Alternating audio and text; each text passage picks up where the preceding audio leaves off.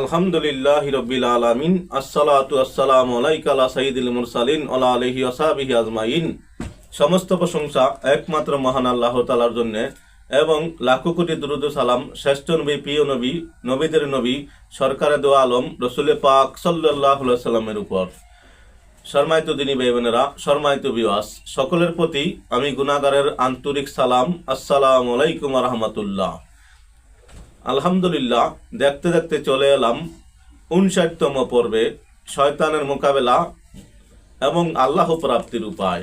এই পর্বটি যে দেখেছে সেই উপকৃত হয়েছে এবং ভালো বলেছে। তাই আসুন দেখতে থাকি, দুনিয়া আখিরাতে কামিয়াব হব। দেখার আগে ভালো নিয়ত করি। হাদিসে বাকে আসছে, কেউ যদি নেক নিয়ত করে আল্লাহ তাআলা তাৎক্ষণিক তাকে অর্ধেক সওয়াব দিয়ে দেন এবং কাজ সমাধা হলে কত দিবেন আল্লাহ তাআলা ভালো জানেন। তাই আসুন আমরা নেক নিয়ত করি এবং শুরু থেকে শেষ পর্যন্ত দেখব ইনশাআল্লাহ। শয়তানের মোকাবেলা এবং আল্লাহ প্রাপ্তির উপায়। আল্লামা ইবনু হাজার আসকালানি শাফি রাদিয়াল্লাহু তাআলা আনহু বলেছেন, এর চেয়ে উত্তম জবাব একথা বলা যে কবরে রাসূলুল্লাহ সাল্লাল্লাহু আলাইহি সাল্লাম এর জীবন সার্বক্ষণিক, যার পরে মৃত্যু নেই। নবীগণ কবরে জীবিত আছেন। ফাতুহুল বারি 7 খণ্ড, পৃষ্ঠা নং 29। শাইখুল ইসলাম ইবনু তাইমিয়া বলেছেন, বর্ণিত আছে যে কিছু লোক রাসূলুল্লাহ সাল্লাল্লাহু আলাইহি সাল্লাম এর রওজা মুবারক থেকে সালামের জবাব শুনেছেন। অন্যান্য অলির কবর থেকেও শুনেছেন। আরও বর্ণিত আছে যে হযরত সাইদ ইবনুল মুসাইব রাদিয়াল্লাহু তাআলা আনহু হাররা যুদ্ধ চলাকালে রাসূলুল্লাহ সাল্লাল্লাহু আলাইহি সাল্লাম এর রওজা মুবারক থেকে 3 দিন আযানের ধ্বনি শুনেছেন। এসব ঘটনা শিরক ও বিদআতের মধ্যে অন্তর্ভুক্ত নয় এবং সবগুলোই সত্য, কিন্তু এসব ঘটনা আমার আলোচনা বিষয় নয়। বিষয়টি এর চেয়ে মহৎ এবং বড়। অনুরূপভাবে বর্ণিত আছে যে এক ব্যক্তি রাসূলুল্লাহ সাল্লাল্লাহু আলাইহি সাল্লাম এর রওজা মুবারকের নিকটে এলেন এবং দুর্ভিক্ষের বছরে অনাবৃষ্টির অভিযোগ করলেন। তিনি রাসূলুল্লাহ সাল্লাল্লাহু আলাইহি সাল্লামকে দেখলেন যে তিনি তাকে আদেশ দিচ্ছেন, উমরের কাছে যাও এবং তাকে ইস্তেগফার সালাত আদায় করতে বলো।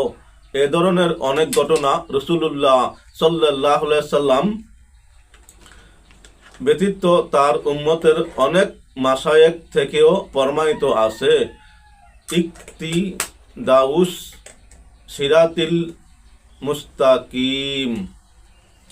ইমাম ফখরুদ্দিন রাজি রাদিয়াল্লাহু তাআলা আনহু বলেছেন, যখন হযরত আবু বকর রাদিয়াল্লাহু তাআলা আনহু এর জানাজা তুলে রাসূলুল্লাহ সাল্লাল্লাহু আলাইহি সাল্লামের রওজা মুবারকের দরজা রাখা হলো এবং আওয়াজ দেওয়া হলো, আসসালামু আলাইকুম ইয়া রাসূলুল্লাহ। ইনি আবু বকর দরজায় আছেন।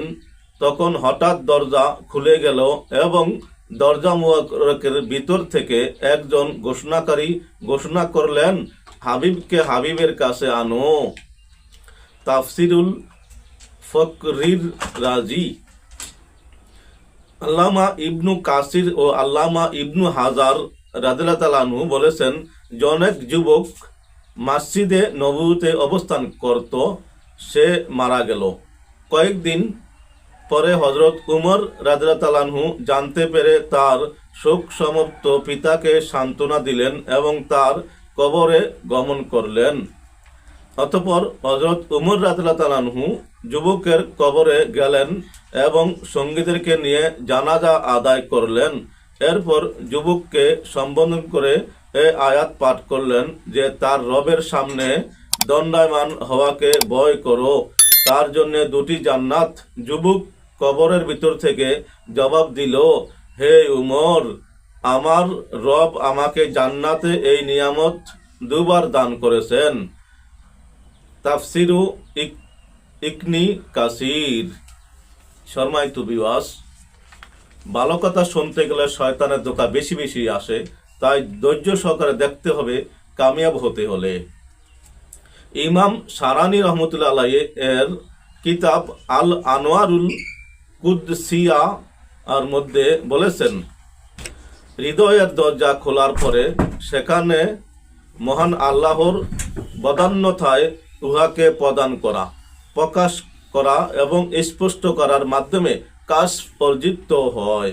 কাশফ ব্যতীত যা অর্জিত হয় তাকে শউর উপলব্ধি বলা হয়, ইলম জ্ঞান বলা হয় না, কারণ উহা দরজার পিছন হতে লাভ হয়ে থাকে, আর দরজা তো বন্ধ রয়েছে। দরজা আবদ্ধ অবস্থায় উপলব্ধি অর্জিত হয়, আর দরজা খোলার পর যে জ্ঞান লাভ হয় তা হলো ইলম।